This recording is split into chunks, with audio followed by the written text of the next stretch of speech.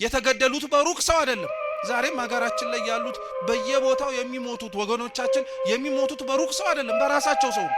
የሚገደሉት ጥፋት ኖሮባቸው አይደለም።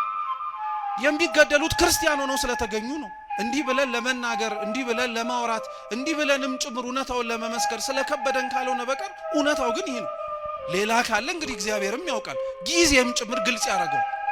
ካልሆነ በቀር ግን ሌላ ምንም ምክንያት የለውም። ዓለም ለሚደርስባት ችግር ዓለም ለሚደርስባትም አጸፋ በሙሉ የምትመልሰው መግለጫ በመስጠት ነው። እኛም ለመድ ነው። ክፋት ሲደርስብን፣ ነውር ሲደርስብን፣ ግፍ ሲፈጸምብን መግለጫ እንሰጣለን። ቤተክርስቲያን ስለሚደርስባት መከራ እጆቿን ዘርግታ መፍትሄ ወደሚሰጣት ወደ እግዚአብሔር ነው የምትጮኸው። ከንፈራችንን መጠን እንዲሁ ዝም ብለን አይደለም የምንሄደው። እንባችንን አፍስሰን እግዚአብሔር አምላክ እንዲመለከተን እንማጸናለን እንጂ። እውነተኛ የሚኖሩ ክርስቲያኖች የሚታዩት ከመስቀሉ ስር ነው። ስለ አምላካቸው መከራ እየተቀበሉ ማለት ነው። እኔ ክርስቲያኖች ስለ እግዚአብሔር ቢያንስ እንኳን እምላችሁ ስለ ስሙ መሞት ቢከብደን ስለ ስሙ መኖር እንዴት ይከብደን?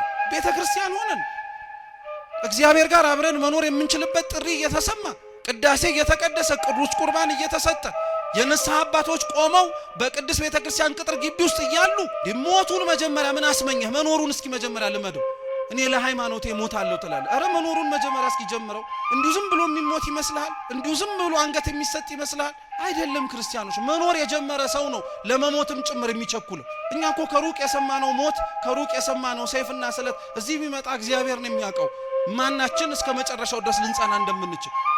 መኖርን ያለመደ ሰው እንዴት ለመሞትም ጭምር ይቸኩላል? አልኳችሁ እኮ ክርስቲያኖች ስለ እግዚአብሔር ለመሞት ከመመኘታችሁ በፊት መጀመሪያ ስለ ክርስቶስ መኖርን መናፈቅ መቻል አለባችሁ። የዛን ጊዜ ላይ ገዳይ እስኪመጣም አትጠብቁም። እናንተው ራሳችሁ ለመሞትም ጭምር ትንደረደራላችሁ። ለምን ይመስላችኋል? ዘመነ ሰማዕታት ሲያበቃ መነኮሳት በረሃውን በሙሉ ያጥለቀለቁት ሰይፍና ስለቱ ሲቀር የሰላም ዘመን መጣ ተብሎ በቆስጠንጢኖስ ሲታወጅ እኮ ደም ስለ ክርስቶስ ማፍሰስ በግድ ቀረ ብለው አገር ሰላም ብለው አልተቀመጡ።